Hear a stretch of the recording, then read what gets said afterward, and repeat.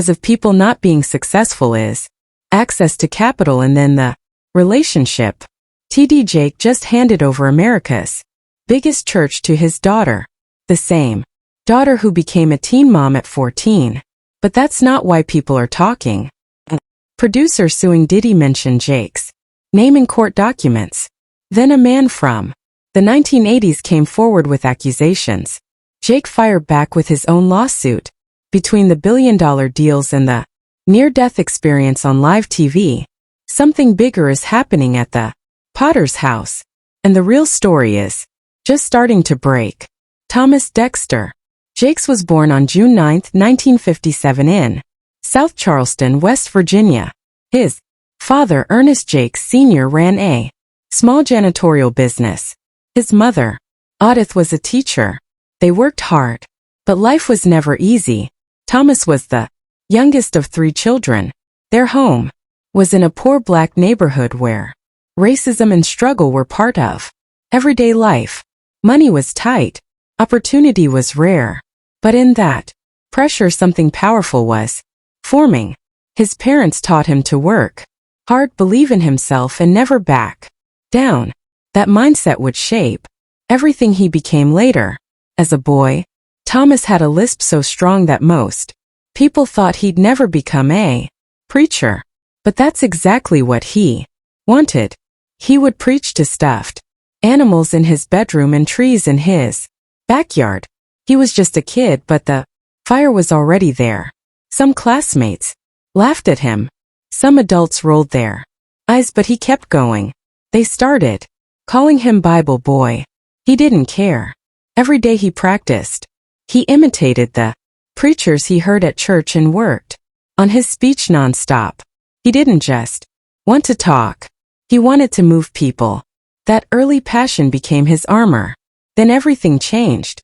When Thomas was 10, his father had kidney failure, the kind that slowly steals someone from you. Back then, treatment was limited, especially for black families in West Virginia. His father grew weaker. Thomas and his mother became his caregivers. Was more than a child should handle. But he had no choice. He had to grow up fast. He did the chores, took care of his siblings, missed school, but he never complained. Watching his father suffer left a mark on him that would never fade. It taught him how short life can be and how deep family love must go. 3 years later, the pain got worse. In 1973, Thomas was just 16 when his father died. The family was devastated. Emotionally, financially, everything collapsed. Thomas had been working at the Union Carbide plant part-time to help out, but now he had to take on more. He and his brother did any job they could find.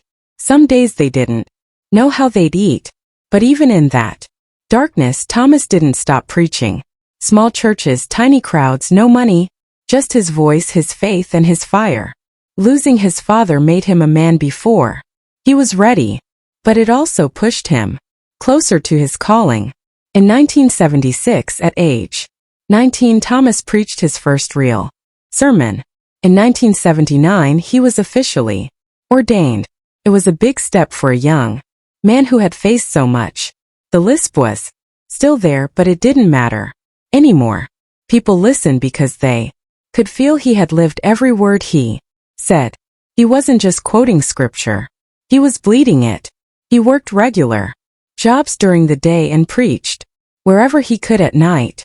His life didn't look like a success story yet, but the foundation had been laid. Something bigger was coming. That something took shape in 1981. Thomas was invited to speak at a church revival in Beckley, West Virginia. That's where he met Sarita and Jameson. She was born August 19, 1955. She was smart, respected, and already doing ministry work. But her past was filled with pain. Her brother had been murdered in front of his children. She had suffered abuse in earlier relationships. Still, she showed up to hear Thomas preach. That night, something clicked. She was drawn to him. Smitten, people said. They started talking. 6 months later, they were married. Fast, raw, real. That wasn't just love. It was destiny. Their marriage wasn't easy. Far from it. In the beginning they were broke. Sarita worked nights as a Christian radio DJ, while Thomas preached by day. They had no money but plenty of dreams. Then, just 6 months in, disaster struck. A car accident crushed Sarita's legs and feet. Doctors weren't sure she'd ever walk again. But Thomas wouldn't let her give up. He helped her learn to walk all over again, slowly, painfully together. That moment turned their marriage into something unshakable. Over time, Sarita became more than a wife. She became a partner in ministry, leading women's groups and writing books of her own. Just 23 in 1980, Jakes opened his first church, Temple of Faith Church in Montgomery, West Virginia. It had 10 members. That's it. No fame, no money. Just belief. They rented a storefront.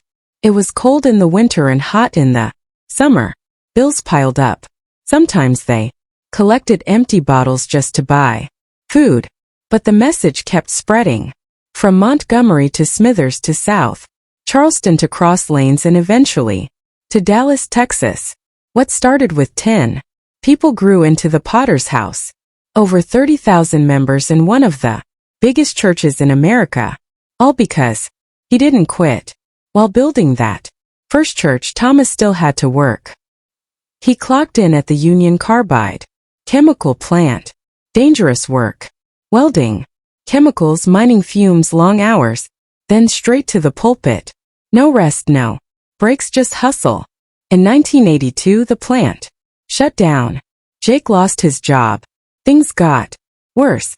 He dug ditches for his brother for $100 a day. Couldn't always pay the bills. Sometimes they had to choose between water or electricity. He and Sarita took turns covering one bill at a time. When there was no water, they borrowed bottles from the family. When there was no light, they used candles.